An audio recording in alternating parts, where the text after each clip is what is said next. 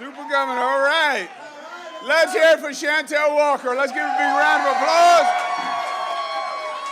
And let's hear it for Jonathan Weston, who's been doing a great job as our leader. And Dorothy Amati, a pleasure to be with you. Marie Pierre, let's give them all a round of applause. You know, let me say this. This was a great, great win, the $15 minimum wage. It really was. And if it wasn't for the Communities for Change, if it wasn't for the people in this room getting out there, working every day, making the case, stirring the pot, causing a little trouble, it wouldn't have happened. And we did it. We did it. A lot of different people played their parts, but 32BJ, 1199, the AFL-CIO played their part, New York Communities for Change played their part, and all together, we did a great, great thing. So give yourselves a round of applause.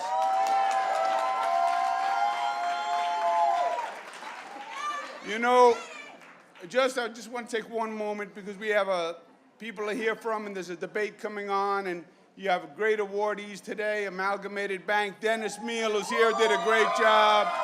Let's thank Dennis. Scott Stringer, our tireless controller, who did a great job. Last night I went down to Washington, D.C. President Obama was having his last, what they call state dinner. He was having a dinner for the Prime Minister of Italy, and it was his last one. So I went down, and it was a little nostalgic because the president was coming down to the end of his term, and he's looking back, and we had a chance to chat. It was nostalgic for me because I worked there for 8 years during the Clinton administration. It was the first time that I had gone back, and I was running into a lot of old friends. So it's one of those nights for me where you take a step back and you look at your life and what you've done and what you're accomplishing and where you're going. When I was in Washington, I was HUD secretary. And at that time, I used to say, progressive government is about achieving justice for all. Justice in the truest sense of the word. When we say justice, we think criminal justice. But justice is deeper than that. Justice is how we treat one another. Justice is social justice and racial justice and economic justice. Yes. And progressive government, in one line, is about achieving true justice. And then if you look back at what we've been doing in this state, we went right down the list. Because sometimes one issue is more pressing than the other. A few years ago, it was about social justice. Question was, should gay people have the right to marry? That was the question. And this state stood up, the first big state in the United States, and passed marriage equality. Sandy Hook incident happened in Connecticut, and the question was, does any state have the guts to pass real gun control? And this state passed real gun control as an issue of social justice. Last year, the question was the checks and balances on the police, and this state was the first state to pass an independent special prosecutor for any time there's an allegation of police abuse or wrongdoing, and that's the Attorney General. And now the issue is economic justice. The working families in this country have been going backwards for 20 years. They ask, why is there so much anger? Why is there anger in the presidential campaign? Why are people upset? I'll tell you why they're upset. They're desperate. They believe they're going backwards because they are. It's not an irrational feeling. In terms of earning power, the middle class, the working families, have gone backwards from where they were 20 years ago. Meanwhile, all the costs have gone up. College has gone up. Automobiles have gone up. Rent has gone up. Food has gone up. And they've gone backwards. And they see an economy where the rich get richer and the working families are going backwards. And that's the first time it's happened in this economy.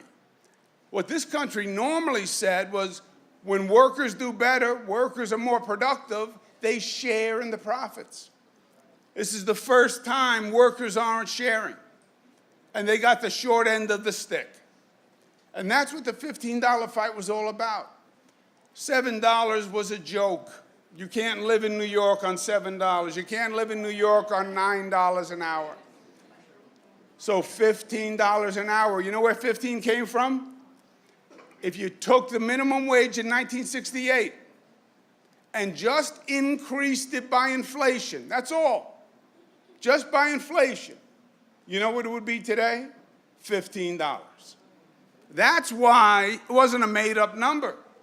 It was an aggressive number, a big number, but it was minimum wage in 1968 figuring inflation to $15. Now, it was an outrageous campaign when we started. You know, when you say $15, people said like that's a joke, right? You're starting at 15, you're going to wind up at 9, you know. We said no. We started 15, we're ending at 15. I started the campaign and named it the Mario Cuomo Campaign for Economic Justice. I lost. We asked George Gresham, one of the awardees tonight, $11.99, to be the chairman of the campaign. I said, George, just so we're clear, I've known George 30 years.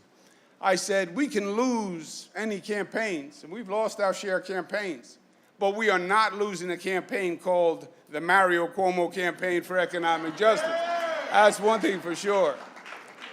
And it worked, and it worked, and it worked thanks to the people in this room. Now, the fight goes on, because the fight for justice never really ends, because we're never going to get to perfect justice in society.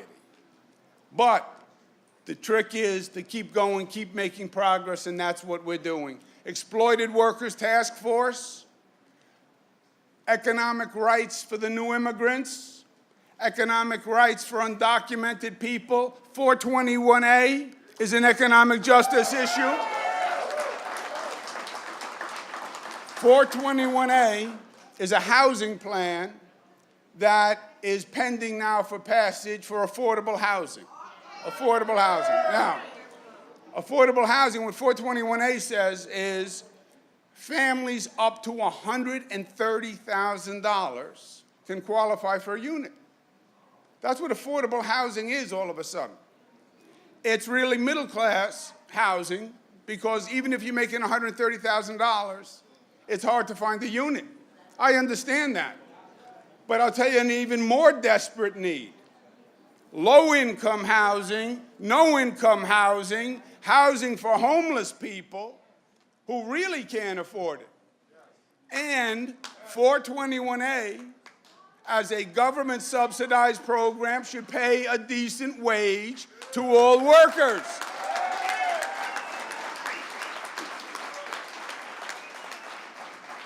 And the people who build 421A, the laborers, the carpenters, the electricians, they deserve a fair wage also, and we're not going to pass 421A until we have a fair wage for all workers, because that's economic justice also. Last point is this. New York did what New York is supposed to do. What New York does is we're always the first, we're always the most progressive, we almost always set the bar. $15, paid family leave, gun control, we always set the bar. Now we have to elect a new president, a new Senate, and a new Congress so they can take New York's achievements and bring them nationwide. Thank you and God bless you.